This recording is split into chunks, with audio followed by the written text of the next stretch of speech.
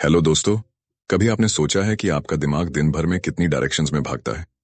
एक पल में आप इंस्टाग्राम स्क्रॉल कर रहे होते हैं, अगले ही मोमेंट किसी नोटिफिकेशन की बीप पर अटेंशन चला जाता है, और फिर अचानक याद आता है कि कोई काम तो अधूरा रह गया। हम सबका मन करता है कि हम कुछ बड़ा करें, कोई ड्रीम प्रोजेक्ट पूरा करें, कोई स्किल सीखें, करियर में ग्रो करें। लेकिन जब एक्शन लेने का टाइम आता है तो मन डिस्ट्रैक्ट हो जाता है। और सबसे दुख की बात यह है कि ये डिस्ट्रैक्शन अब हमारी आदत बन चुकी है। सोचिए, क्या आपने कभी कोई दिन ऐसा बिताया है जहां आपने पूरा दिन काम किया, लेकिन रात को लगा कि आपने कुछ खास अचीव नहीं किया। आपको लगा कि आप बिजी तो बहुत थे, लेकिन प्रोडक्टिव नहीं। यही है आज की सबसे बड़ी प्रॉब्लम, लैक ऑफ फोकस। हम एक ऐसे दौर में जी रहे हैं जहां आपकी अटेंशन ही सबसे कीमती करेंसी बन चुकी है। कंपनीज, एप्स, एड्स, सबका मकसद एक ही है, आपकी नजरें, आपका टाइम, और सबसे बढ़कर आपकी एनर्जी कैप्चर करना। पर इस सब के बीच एक सवाल उठता है, क्या हम दोबारा वो लॉस्ट फोकस पा सकते हैं? क्या हम फिर से वही डीप वर्क कर सकते हैं जो हमें असल सक्सेस दिला सके? क्या आज के इस डिस्ट्रैक्शन फील्ड वर्ल्ड में भी कोई इंसान सिंगल माइंडेड फोकस हासिल कर सकता है? यही सवालों का जवाब देती है ये किताब, द आर्ट ऑफ फोकस। ये कोई बोरिंग थ्योरी वाली बुक नहीं है। ये एक आई ओपनर है, एक ऐसा मेंटल टूल किट जो आपको सिखाता है कि किस तरह आप अपने दिमाग को ट्रेन कर सकते हैं ताकि वो उसी चीज पर रुका रहे जो आपके लिए वाकई इंपॉर्टेंट है। इमेजिन करिए एक ऐसी लाइफ जहां आप हर दिन क्लैरिटी के साथ उठते हैं, जहां आपकी टू डू लिस्ट सिर्फ डेकोरेशन नहीं होती, बल्कि आप सच में उसे पूरा करते हैं। जहां आपका दिमाग सोशल मीडिया की बेचैनी से आजाद हो चुका होता है और आपका हर एक्शन आपकी ग्रोथ की तरफ बढ़ता है। अब सोचिए, अगर ऐसा फोकस आप हासिल कर लें तो आपकी लाइफ कितनी बदल सकती है। यही किताब आपको ले जाती है उस जर्नी पर जहां आप मल्टीटास्किंग की इल्यूजन को तोड़ते हैं, अपने एनवायरनमेंट को रीडिजाइन करते हैं, डिजिटल नॉइज से लड़ते हैं, और अपने अटेंशन को एक शार्प लेजर की तरह पॉइंट करते हैं, उसी चीज पर जो आपको आगे ले जाएगी। किताब में कई बातें आपको अनकंफर्टेबल जरूर लगेंगी, लेकिन वो आपकी आंखें खोलेंगी, क्योंकि असल ट्रांसफॉर्मेशन कंफर्ट जोन से बाहर ही शुरू होता है। इस वीडियो में हम जानेंगे इस किताब की सबसे पावरफुल बातों को, जो आपकी सोच, आपकी वर्किंग स्टाइल और आपकी पूरी लाइफ का डायरेक्शन बदल सकती है। तो अगर आप भी चाहते हैं कि आप उस नॉइज से बाहर निकलें और एक ऐसी क्लैरिटी के साथ जिए जहां डिस्ट्रैक्शंस आपकी पावर को चुरा ना सकें, तो इस वीडियो को एंड तक जरूर देखिए। चलिए शुरू करते हैं द आर्ट ऑफ फोकस की वो जर्नी जो आपके हर दिन को और आपकी पूरी जिंदगी को रेजर शार्प बना सकती है। Chapter 1, multitasking. एक मीठा झूठ। आपने कितनी बार अपने आप से ये कहा है, मैं तो मल्टीटास्क कर सकता हूं, साथ में फोन भी यूज कर लूंगा, काम भी कर लूंगा, थोड़ा यूट्यूब भी देख लूंगा और साथ में रिप्लाई भी दे दूंगा। लगता है हम टाइम सेव कर रहे हैं, राइट? पर सच तो ये है कि हम अपना सबसे कीमती एसेट, अपनी अटेंशन, को टुकड़ों में बांट रहे होते हैं। मल्टीटास्किंग को आज की दुनिया में एक सुपर पावर माना जाता है। लोग इसको अपना स्ट्रेंथ बताते हैं, जॉब इंटरव्यूज में प्राउडली कहते हैं, I can handle multiple task at once. लेकिन न्यूरो साइंस और साइकोलॉजी कुछ और कहती हैं। हमारा दिमाग एक टाइम पर सिर्फ एक काम पर पूरी अटेंशन दे सकता है। जब हम मल्टीटास्क करते हैं तब हम असल में मल्टीटास्किंग नहीं कर रहे होते, हम टास्क स्विचिंग कर रहे होते हैं। और हर बार जब हम एक टास्क से दूसरे टास्क पर स्विच करते हैं तो हमारा ब्रेन एक छोटी सी कीमत चुकाता है, जिसे कहते हैं अटेंशन रेजिड्यू। मतलब जब आप एक टास्क को छोड़कर दूसरे पर जाते हैं तो आपकी अटेंशन का एक हिस्सा पुराने टास्क में ही अटका रह जाता है। अब सोचिए, अगर आपने दिन भर में 30 बार टास्क स्विच किया तो आपने अपनी प्रोडक्टिविटी के कितने हिस्से खुद ही काट दिए। मल्टीटास्किंग आपको सिर्फ थका देती है, मेंटली भी और इमोशनली भी। आपका काम अधूरा लगता है, कंसंट्रेशन टूट जाती है, और सबसे ज्यादा नुकसान होता है आपके कॉन्फिडेंस को। क्योंकि जब हम लगातार छोटी छोटी डिस्ट्रैक्शंस में फंसे रहते हैं तो हमारे अंदर एक गिल्ट पैदा होता है कि हमने कुछ खास अचीव नहीं किया, और ये गिल्ट धीरे धीरे सेल्फ डाउट बन जाता है। अब आपको एक शॉकिंग फैक्ट बताता हूं।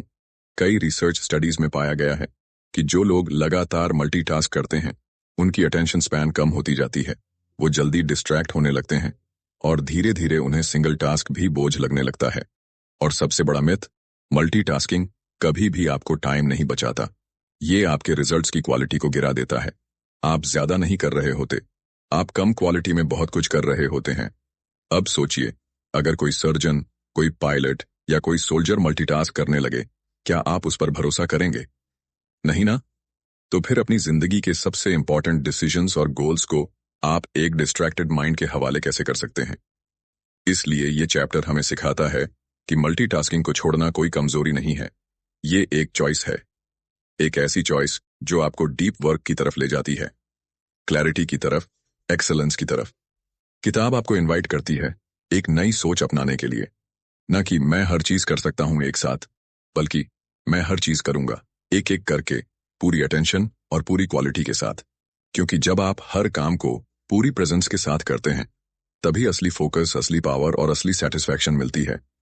तो अगली बार जब आपका माइंड कहे चलो मल्टीटास्किंग कर लेते हैं, तो बस एक पॉज लीजिए और याद रखिए, आपको सब कुछ एक साथ करने की जरूरत नहीं है। आपको सिर्फ एक चीज को पूरा करना है। चैप्टर 2, फोकस के पीछे की साइंस। कभी आपने ये सोचा है कि जब हम किसी एक काम में पूरी तरह डूब जाते हैं तो टाइम कैसे उड़ जाता है?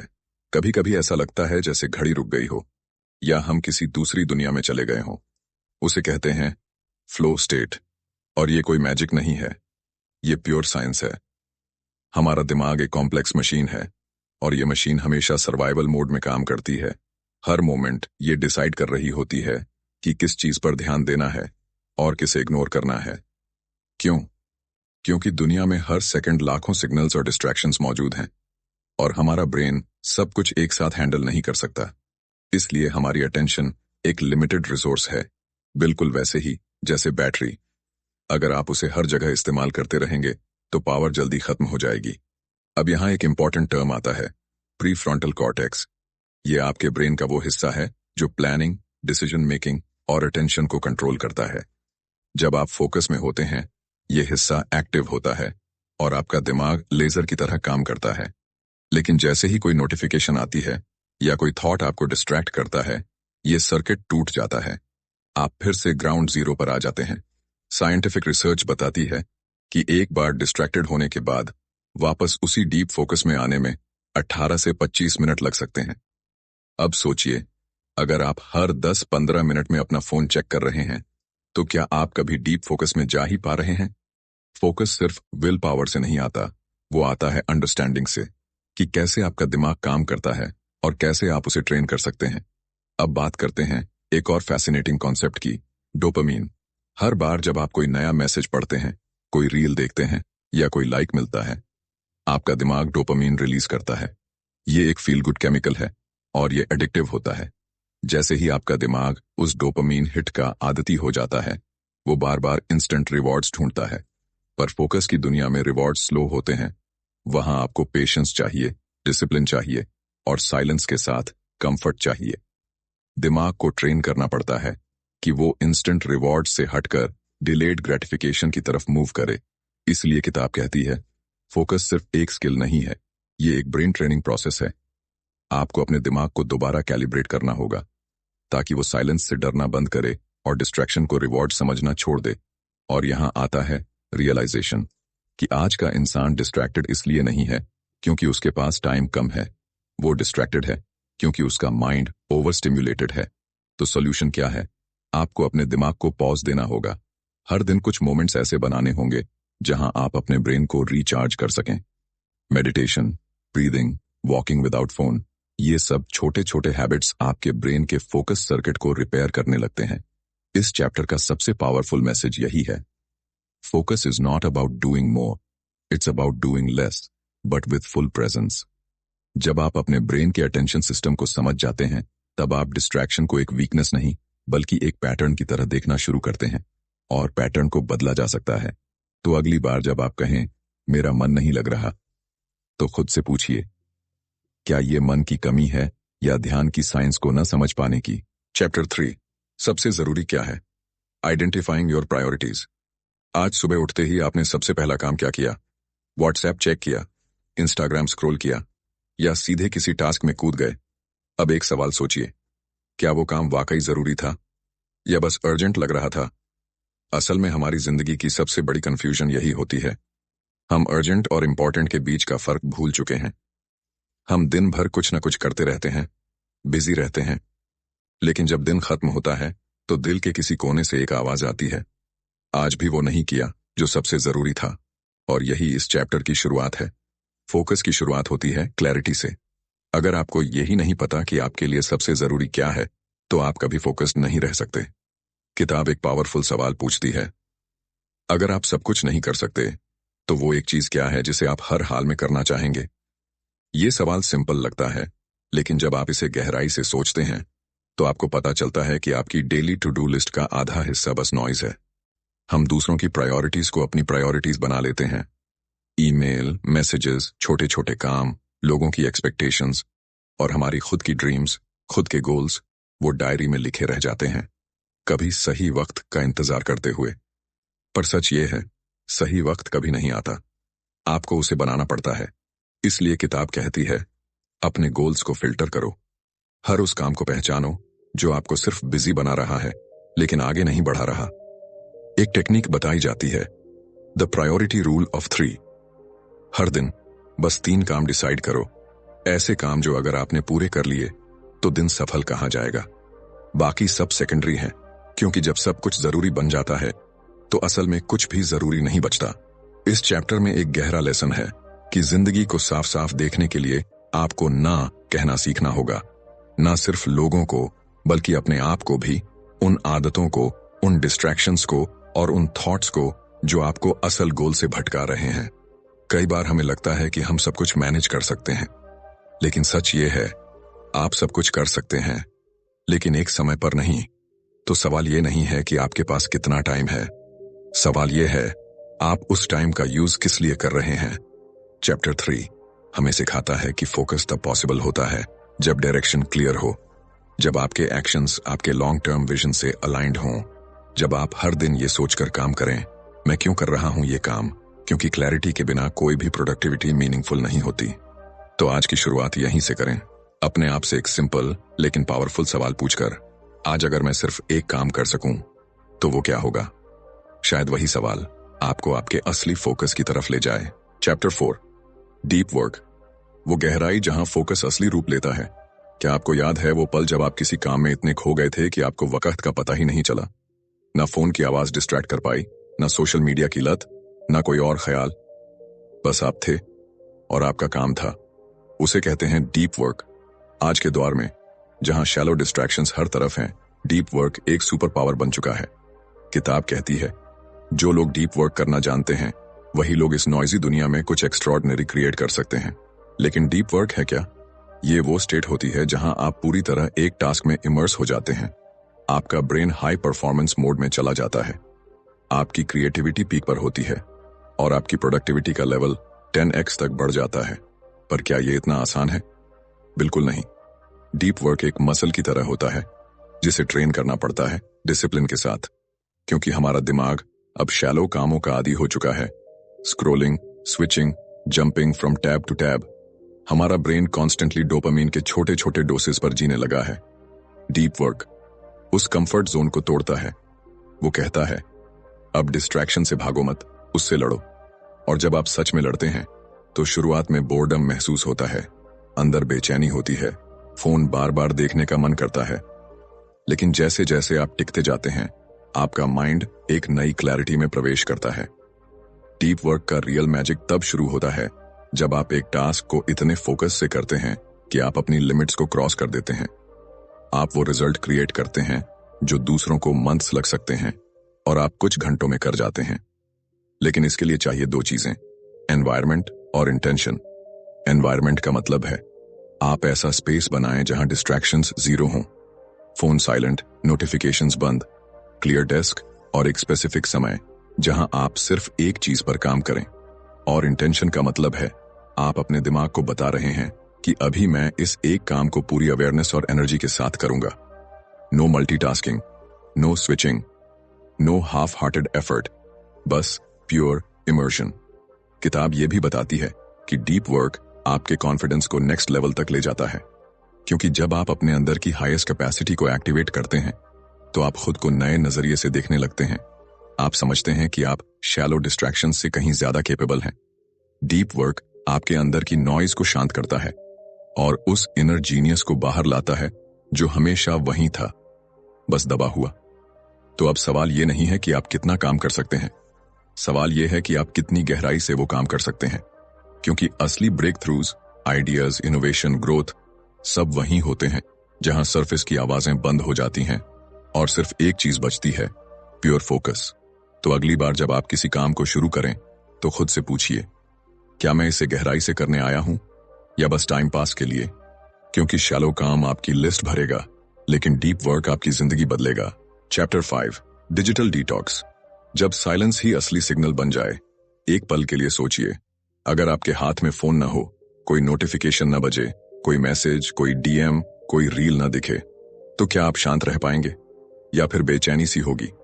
ऐसा लगेगा जैसे कुछ छूट रहा है। Welcome to the addiction no one wants to admit, digital overload. आज हमारी मॉर्निंग्स एक स्क्रीन से शुरू होती हैं और रात भी उसी स्क्रीन के साथ खत्म होती है। हमारा माइंड हर सेकंड किसी नई इंफॉर्मेशन, किसी नए ट्रिगर के पीछे भाग रहा है। और सबसे खतरनाक बात, हमें लगने लगा है कि ये नॉर्मल है, पर सच ये है, ये नॉर्मल नहीं है, ये माइंड का स्लो पॉइजनिंग है। किताब की ये चैप्टर हमें एक रियलिटी मिरर दिखाता है कि कैसे हमारा डिजिटल लाइफ हमारी रियल लाइफ को खा रहा है। हम एक टाइम पर दो जिंदगियां जी रहे हैं, एक ऑनलाइन और एक कहीं गुम भीतर, जिसे हम खुद भी महसूस नहीं कर पा रहे। डिजिटल डिटॉक्स का मतलब सिर्फ फोन बंद करना नहीं है, ये एक रीसेट है, अपने दिमाग को फिर से कैलिब्रेट करने का तरीका, ताकि हम साइलेंस से डरना बंद करें। क्योंकि आज साइलेंस अनकंफर्टेबल लगता है।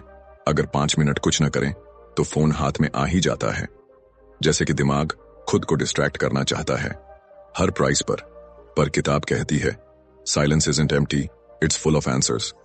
जब आप डिटॉक्स करते हैं तब शुरुआत में विथड्रॉल सिम्टम्स आते हैं, FOMO, fear of missing out, boredom, anxiety. लेकिन जैसे जैसे आप टिकते हैं, आप एक नई चीज महसूस करते हैं, क्लैरिटी। आपकी सोच साफ होती है, आपका माइंड तेजी से प्रोसेस करता है और आप रियल मोमेंट्स में प्रेजेंस महसूस करते हैं। डिजिटल डिटॉक्स आपको सिखाता है कि अटेंशन प्राइसलेस है और उसे हर सेकंड स्क्रॉल कल्चर के हवाले करना एक साइलेंट सुइसाइड जैसा है। अब सवाल उठता है, कैसे करें डिटॉक्स? किताब कुछ प्रैक्टिकल स्टेप्स बताती है। सोशल मीडिया को फिक्स टाइम पर यूज करें, हर पल नहीं। एक दिन में कुछ नो स्क्रीन आवर्स रखें, जहां सिर्फ आप हो, आपकी सोच हो। नोटिफिकेशंस ऑफ करें, आप टेक्नोलॉजी के मालिक हैं, वो आपके नहीं। और सबसे जरूरी, बोर्डम को अलाउ करें, क्योंकि वहीं से असली क्रिएटिविटी पैदा होती है। हर बार जब आप फोन से दूरी बनाते हैं, आप अपने असली सेल्फ के करीब जाते हैं। तो अगली बार जब माइंड खुद को डिस्ट्रैक्ट करने के लिए फोन की तरफ जाए, एक पॉज लीजिए और खुद से पूछिए, क्या मैं कुछ भूलने से डर रहा हूं या खुद से मिलने से? क्योंकि डिटॉक्स सिर्फ फोन से नहीं है, ये खुद से रिकनेक्ट करने की शुरुआत है। चैप्टर 6, टाइम मास्टरी, वक्त पर राज करने की कला। कभी आपने सोचा है, हम सब के पास एक दिन में 24 घंटे ही होते हैं, ना किसी के पास ज्यादा, ना किसी के पास कम। फिर कुछ लोग इन 24 घंटों से इतिहास बना देते हैं और कुछ लोग बस शिकायतें। तो फर्क कहां है? फर्क है टाइम मास्टरी में। फोकस सिर्फ डिस्ट्रैक्शंस हटाने का नाम नहीं है। फोकस का असली रूप तब शुरू होता है जब आप वक्त पर कमांड करना सीखते हैं। ये चैप्टर एक सच्चाई सामने लाता है कि हम वक्त के मालिक नहीं हैं, हम तो उसके गुलाम बन चुके हैं। हर सुबह जब हम उठते हैं तो हमारा टाइम पहले ही बुक हो चुका होता है। फोन, मैसेजेस, सोशल मीडिया, दूसरों की प्रायोरिटीज। हम दिन भर भागते रहते हैं, लेकिन बिना डायरेक्शन के। और जब दिन खत्म होता है तो एक भारी सा गिल्ट रह जाता है, मैंने किया क्या आज? किताब कहती है, टाइम को कंट्रोल करने के लिए पहले खुद को कंट्रोल करना होता है, और ये कंट्रोल आता है इंटेंशन से। हर सुबह आप डिसाइड करते हैं कि आपका टाइम कहां जाएगा, या फिर दुनिया आपके लिए डिसाइड कर लेती है। टाइम मास्टरी एक स्किल नहीं है, ये एक माइंडसेट है। जहां आप टाइम को फिल नहीं करते, आप उसे डिजाइन करते हैं। यहां पर एक पावरफुल तरीका बताया गया है, टाइम ब्लॉकिंग।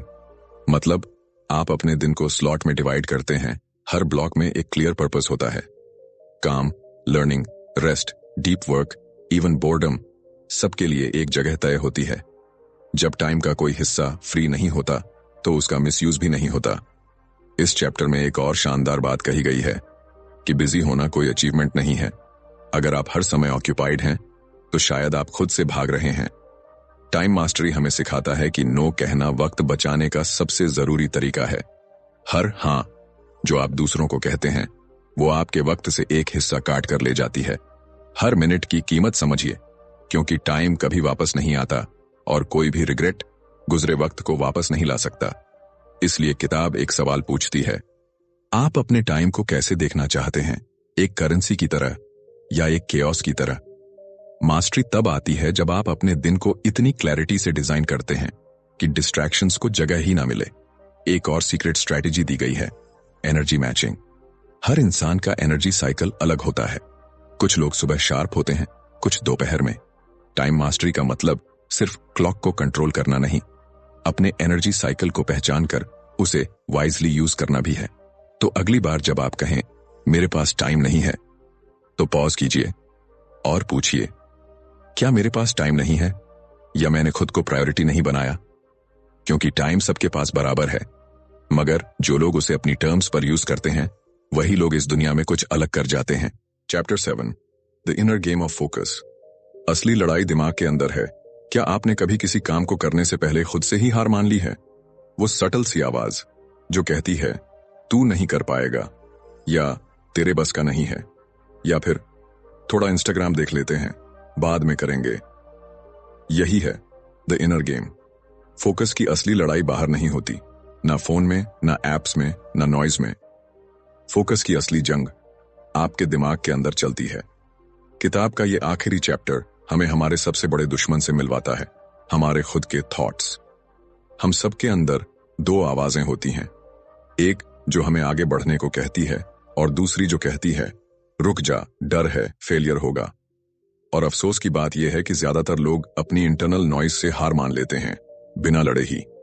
फोकस सिर्फ एक्सटर्नल डिस्ट्रैक्शन से नहीं टूटता, वो सबसे ज्यादा टूटता है सेल्फ डाउट, ओवर थिंकिंग और इंटरनल रेजिस्टेंस से।